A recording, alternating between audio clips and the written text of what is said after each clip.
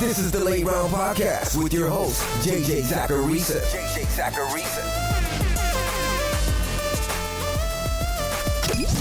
What's up, everyone? It's JJ Zachariason, the editor-in-chief at FanDuel and at NumberFire.com, and this is episode 542 of the Late Round Podcast, the many shows that are part of the FanDuel Podcast Network.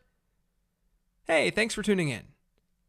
Over the last handful of years on this show, I've done a matchup show. I'd arbitrarily pick players I was higher and lower on versus the consensus, and I'd let you know why I was higher or lower on that player. I don't think that episode was bad or anything, but I feel like there's a way to give you guys a little bit more utility with an episode like that each week. So this year, I'm trying out a sleeper show. So what's this sleeper show going to be all about? Well, first off, it's going to be more structured. My plan is to look at Yahoo percent rostered numbers and find players in different percent rostered buckets who you could play in a given week. I'll break those players into three distinct buckets. Players that are rostered in 21 to 50% of Yahoo leagues, players rostered in 10 to 20%, and players rostered in under 10% of leagues. From there, I'll give you guys 5 recommendations in those first 2 buckets and then 3 in the last one. So 5 players rostered in 21 to 50% of Yahoo leagues that I like on the week, 5 in 10 to 20%, and then 3 in under 10%.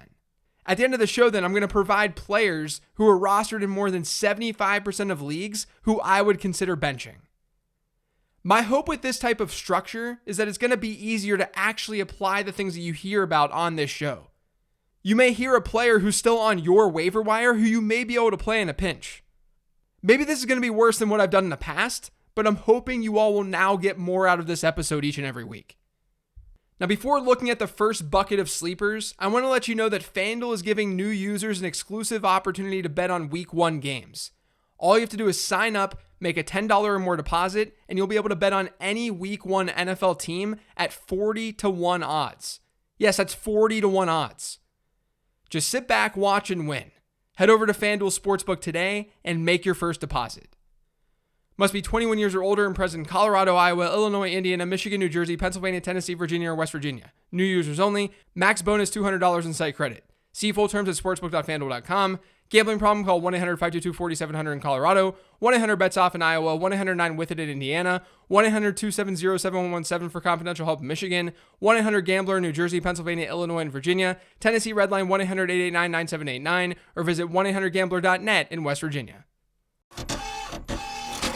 Let's kick off the first bucket of sleepers or players rostered in 21 to 50% of Yahoo leagues by talking about my guy, Elijah Moore.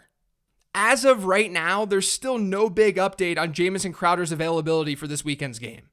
And if he's out, it's going to be much easier to play Elijah Moore because he'd take on slot duties. But I think Moore should still play a decent number of snaps given his biggest competition to see the field if Crowder does play would be Keelan Cole. The Jets used Moore all over the formation this offseason. And as I've noted multiple times in this podcast, Moore was tied with the 3rd best percentile ranking in my prospect model among all wide receivers in this really good 2021 class. The matchup against Carolina isn't all that bad either. Their Pro Football Focus's 23rd ranked secondary entering the year. And the Jets could be forced to pass a little bit more than they'd like because they're 5.5-point underdogs. He's only going to be a deep play if Crowder does go. If Crowder doesn't go, I'd feel fine with Moore as my wide receiver 3. The second player in this bucket that I want to talk about is no surprise. It's Ty'Son Williams. The Ravens added Le'Veon Bell this week, but he's not a threat here in Week 1. I don't really think he's a threat season long either. As I noted on yesterday's 10 Trend show, the Ravens have split their backfield up a lot over the last 2 years, more than any other team in the league. No running back on the Ravens has had a single game during this stretch with a snap share above 70%. Ty'Son Williams should get some run, and it's against the Raiders. The Ravens are 4.5-point favorites in this game according to FanDuel Sportsbook, so that's a positive game script that could hit for Ty'Son. And if it does, expect Williams to see the field a decent bit. Gus Edwards is obviously the guy that you want in this backfield, but if the right script hits, Williams could end up being usable as a flex play. You could also go with James White in a PPR format. As I noted on yesterday's show, even though his volume numbers weren't spectacular last year, his prorated target share was right in line with his career averages. He still was near a 17% target share had he played 16 games. Now the Patriots have Mac Jones under center, and there's a chance he ends up being more prone to dumping the ball off to the Patriots running backs. White is just under-rostered in general right now. He should give you some production no matter the opponent each week. The fourth player I want to mention, another 15 transactions player, Emmanuel Sanders. There's a reason that some of these players that I'm talking about today were in the 15 transactions episode. They're not rostered in enough leagues. Sanders is rostered in only 23% of Yahoo leagues. And this is despite the fact that he has the potential, and honestly, I'd say he's the favorite to be the second best pass catcher on the Bills this year. Stefon Diggs was out in their last preseason game, but even still, Sanders was the target leader by a relatively decent margin in that game. Now he gets a Steelers defense that's good, yes. But it's likely going to be easier to beat the Steelers through the air than on the ground. When the Bills faced the Steelers last year, they threw the ball on about 72% of their plays when they were in a neutral game script. I wouldn't be shocked at all if Sanders comes through with a decent outing. And I also wouldn't be shocked if he's one of the better waiver ads heading into week 2. Finally, I'm going to go with a tight end in this bucket. I'm going to go with Zach Ertz. The Eagles-Falcons game this weekend, we could see a shootout in that game. There's a 48.5 point over-under. It's being played indoors, and Atlanta has the last ranked secondary in the league according to PFF. Ertz isn't the most ferocious tight end in the league, but I think that people forget that he still saw a decent target share last year. He still saw a decent amount of looks. He saw at least a 16% target share in all but one game played, and he averaged an 18.6% target share per game last year. If he comes close to that, he'll be a worthwhile tight end stream against a beatable defense. Let's move on to players in the 10 to 20% bucket. The reason this percentage range isn't as big as the last one is because there are just more players in general who fall inside it. But let's start with AJ Green. You could actually apply this recommendation to Rondale Moore as well, but Rondale Moore is rostered in 25% of leagues. But you can apply it to Moore too, because the Arizona passing attack is in a good spot against Tennessee this weekend. Tennessee has a bottom half secondary entering the season, and the Cardinals are struggling there as well. The lack of defense in this game could really create a shootout. And that's why this game has a 52.5 point over-under over on FanDuel Sportsbook. And AJ Green should see a good number of snaps after it's been reported that he's had a really good camp. His real competition is Christian Kirk. And Christian Kirk, as we know, just continues to disappoint. And Rondale Moore has a shot to see slot duties right away too. He played 91% of his snaps from the slot in the preseason. Overall, both players are just cheap ways to get in on this game, because this game could be very, very high scoring. Another wide receiver that I like in this percent rostered range is Paris Campbell. T.Y. Hilton is out. That could end up funneling more targets Paris Campbell's way. And it's in a game with a 50 point over-under that's being played indoors. And they're facing a Seattle defense that has suspect corners. The matchup may not be as good in the slot, which is where Paris Campbell is probably going to play, but Campbell should see 5, 6, maybe even 7 targets in this game. And that makes him a waiver wire ad with flex appeal. Now, I'll just lump 2 players together with this next recommendation because they're on the same team. They're a stack. Sam Darnold and Terrace Marshall Jr. The Jets secondary ranks 5th worst according to PFF entering the season.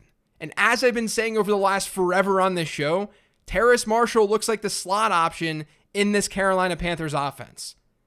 And that offense has over a 25 point implied team total this week. That total is better than teams like Arizona and Cleveland. It's the right matchup to exploit. And if you're a believer in Marshall like I am, then you may feel okay about him slotting into a flex spot in deeper leagues. I can't imagine that you'd have to play Sam Darnold right after your draft. Maybe you're in a super flex league. Or maybe you just really screwed up the quarterback position on draft day. Sometimes that happens. But regardless, I think that Darnold makes for a very good streaming option. And then lastly in this tier is someone else that I mentioned on the 15 transaction show, and that's Boston Scott. Earlier this week, I talked about the evidence that we have with this coaching staff and how they may split up this backfield. And then on top of that, Miles Sanders has struggled as a pass catcher. Now, this week, you get an environment against Atlanta in what could be, like I said earlier, a pretty high-scoring game. And if the script goes south for Philly, Scott could be on the field more. Or at least more than we think. I also like the fact that his biggest competition for that number 2 role in Philly is Kenneth Gainwell. And I love Gainwell, the prospect. But he's still a rookie, so it may take some time for him to develop and take over Scott on that depth chart. So to me, Boston Scott's actually kind of viable if you went 0 RB and you play in a PPR league. Let's talk about some deep sleepers now, players rostered in under 10% of leagues who you may be able to play this week. I'm going to stick with that Falcons-Eagles game. And I'm going to stick with the Eagles side and talk about Quez Watkins. None of the Falcons' corners have been average over the last 2 seasons according to PFF grades. And it looks like Watkins is going to be one of the Eagles starters, at least in the slot. In the preseason, he played 65% of his snaps from that area of the field. Jalen Reagor was at 21%. And then the other thing to like about Watkins is his big playability. He ran a 4.35 40, and we've seen that speed on display in the preseason. He had that one play that he took to the house against Pittsburgh, and he just ran by the entire defense. So I like Watkins as a deep play this week. And another young wide receiver that you might be able to target this week if you're super desperate is Dyami Brown. Curtis Samuel's status is currently unclear, and he left Wednesday's practice early with a groin injury. That's what Ian Rappaport reported at the time of this recording. If Samuel can't go, Dyami Brown will get more run in that offense. And guys, I got to tell you, I think Dyami Brown is a very good player. I sent what apparently was a controversial tweet earlier this offseason where I said I wouldn't be shocked if Brown just ends up being a better player than Curtis Samuel. And I believe that's true. Dyami Brown was just one of 11 wide receivers that were drafted this year with a best season yards per team attempt rate in college above 3. And he had a strong collegiate breakout age too. He's an 81st percentile prospect in my model. So if he sees the field, if Samuel's not 100%, then he's got a good chance to post some numbers. The final deep sleeper that I've got for you is Jimmy Garoppolo. He's clearly not rostered in a ton of leagues because people care a lot more about Trey Lance, understandably so. But Jimmy G's team this week has an implied team total above 26 points. And they're facing a bottom 5 secondary in Detroit. These are the situations where people often fade quarterbacks because they just expect the team to run the ball a lot in a positive game script. But in order to get to that positive game script, the team needs to score points. If San Francisco does indeed post like 26, 27, 28 points, Jimmy Garoppolo will probably have something to do with it. He's not necessarily a high ceiling option, but he can get you 15, 16, 17 fantasy points. The matchup is there, and the personnel around him is very good. So like I said earlier, at the end of these shows, I'm going to give you guys a handful of players who are rostered in 75% or more leagues who I'd consider benching. Saquon Barkley is a big name. I understand the idea of always starting your studs. You don't want to bench a player like Barkley and then watch him go off on your bench. But we've got 2 things going against him this week. The first is that the Broncos defense is very good. It's one of the best on paper in the league. It could create just an ugly game in general. The Giants-Broncos game has a 41.5 point over-under. But we also don't know Saquon Barkley's exact workload. There's plenty of question marks around that. So if you want to play it safe, I wouldn't fault you for going with someone like Chase Edmonds over Saquon Barkley this week, or Raheem Mostert. Those are 2 guys in good matchups who are guaranteed volume and will likely finish with just as much volume as Saquon Barkley, unless they just decide to unleash Barkley right away. It doesn't mean that Barkley was a bad pick. We knew all of this going into the season. It's just not a good spot for him for multiple reasons. And this idea can expand into Kenny Golladay too. Golladay hasn't gotten many reps with Daniel Jones. He's now facing arguably the best secondary in the league here in week 1. I said it on the 15 transaction show. I'll say it again. Golladay is a sell through the first 2 weeks of the season. Process-wise, of course. We know Ja'Marr Chase struggled in the preseason, and I'm struggling to put him in my lineups here in week 1.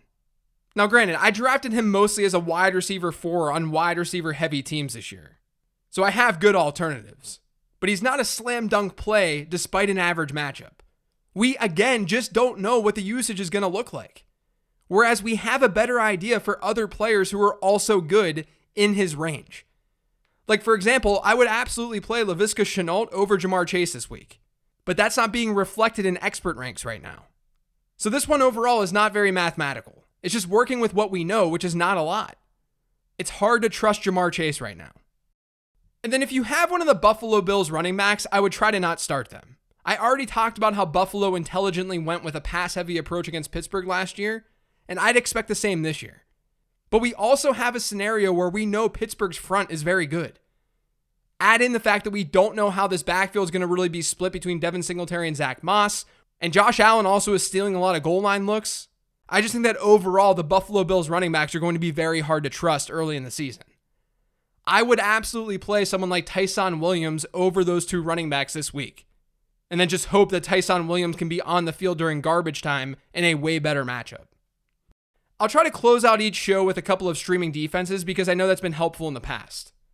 My 2 this week are Green Bay and Carolina, the 2 I talked about on the 15 transaction show. Both defenses not only could be strong this week, but they've got good matchups upcoming as well, so you can hypothetically hold on to them. If you want to know a little bit more as to why I'm playing those teams, you can go ahead and listen back to that show. But they're both favorites, they're both going to have that positive game script defensively, and they both have attractive quarterback matchups. That's why they're targets. Anyway, hopefully you guys really like this new format of the show. If you have any feedback, feel free to hit me up on Twitter and talk to me about it. I would love to hear that feedback. But that's going to do it for today's show. Thanks to all of you for listening. If you've yet to subscribe to the Late Round Podcast, make sure you are by searching for it pretty much anywhere podcasts can be found. And don't forget to follow me on Twitter at LateRoundQB. Thanks for listening, everyone. We got one more show this week, the mailbag episode. That's going to drop tomorrow. I'll talk to you then.